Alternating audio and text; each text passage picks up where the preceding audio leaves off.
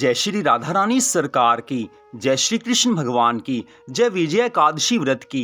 मंदिर श्री बंसी वाले महात्मा यूट्यूब चैनल की ओर से हम आप सभी भक्तों का हार्दिक अभिनंदन करते हैं। आज हम आपको फाल्गुन मास के कृष्ण पक्ष की विजय एकादशी व्रत की कथा को सुनाने जा रहे हैं। तो सबसे पहले हम आपको विशेष बात बता दें कि इस वर्ष 2024 में फाल्गुन मास के कृष्ण पक्ष की विजय एकादशी का व्रत 7 मार्च दिन बृहस्पतिवार को रखा जाएगा। कुछ लोगों को गलती लग सकती है क्योंकि संयोग कुछ ऐसा बन रहा है कि कुछ भक्त 6 मार्च दिन बुधवार को विजय एकादशी का व्रत रखेंगे। लेकिन हमारे हिंदू धर्म ग्रंथों के नियमों को अगर आप देखें, हमारे हिंदू धर्म ग्रंथों के नियमों के सिद्धांतों को आप देखें तो विजय एकादशी का व्रत 7 मार्च दिन बृहस्पतिवार को ही रखा जाएगा।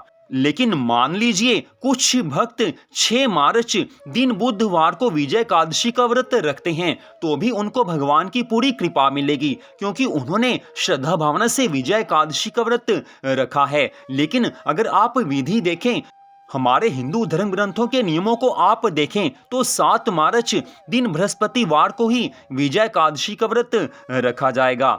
तो फाल्गुन मास के कृष्ण पक्ष की विजय एकादशी व्रत की कथा को हम आपको अब यहाँ पर सुनाने जा रहे हैं, जो कि इस प्रकार है।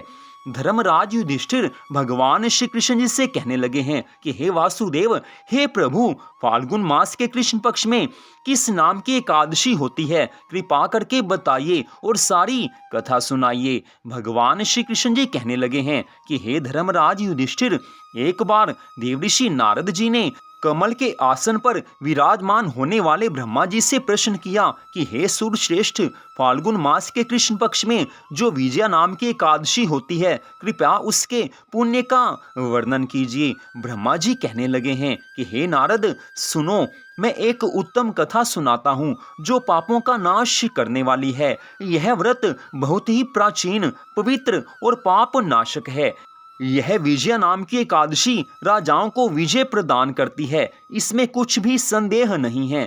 पूर्व काल की बात है, मर्यादा पुरुषोत्तम भगवान श्री रामचंद्र जी 14 वर्षों के लिए वन में गए और वहां पंचवटी में सीता तथा लक्ष्मण जी के साथ रहने लगे। वहां रहते समय रावण ने चपलतावश विजयात्मा श्री राम जी की तपस्विनी पत्नी सीता जी को हर लिया। अपनी लीला को दिखाते हुए उस समय भगवान श्री राम जी उस दुख से व्याकुल हो उठे। उस समय सीता जी की खोज करते हुए वे वन में घूमने लगे।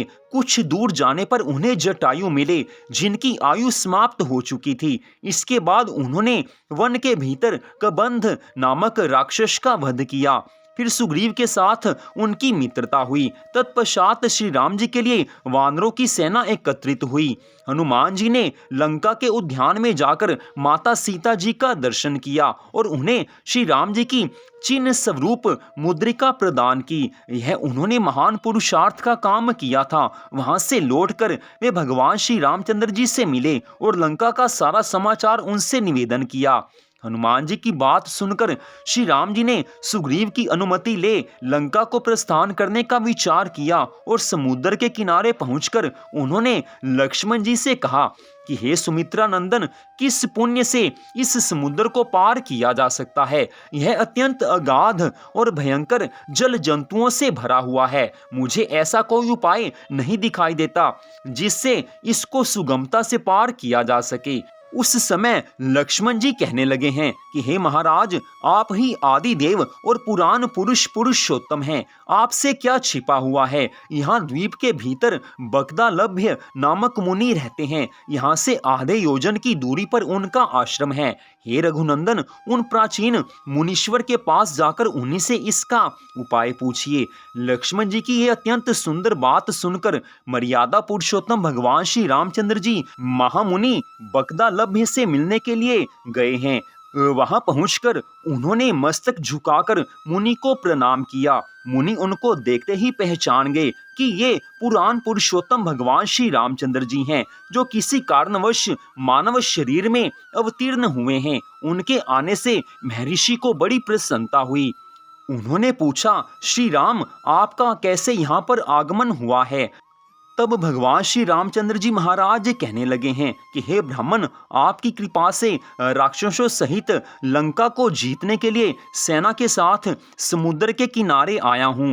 हे मुनिवर, अब जिस प्रकार समुद्र पार किया जा सके वह उपाय आप बता दीजिए, मुझ पर कृपा कीजिए। भगवान जी के इन वचनों को सुनकर मुनिवर कहने लगे हैं कि हे श्री राम, फाल्गुन मास के कृष्ण पक्ष में जो विजया नाम की एकादशी होती है उसका व्रत करने से आपकी विजय होगी। निश्चय ही आप अपनी वानर सेना के साथ समुद्र को पार कर लेंगे। राजन, अब इस व्रत की फलदायक विधि सुनिए। दशमी का दिन आने पर एक कलश स्थापित करें। वह सोने, चांदी, तांबे अथवा मिट्टी का भी हो सकता है।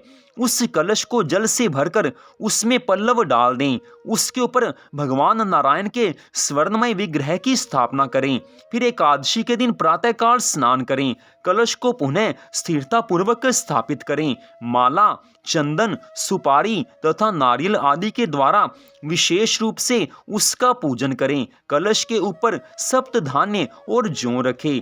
गंध, धूप, दीप और भांति भांति के नैवेद्य से पूजन करें। कलश के सामने बैठकर वह सारा दिन उत्तम कथा वार्ता आदि के द्वारा व्यतीत करे तथा रात्रि में भी वहां जागरण करें। अखंड व्रत की सिद्धि के लिए घी का दीपक जलाएं।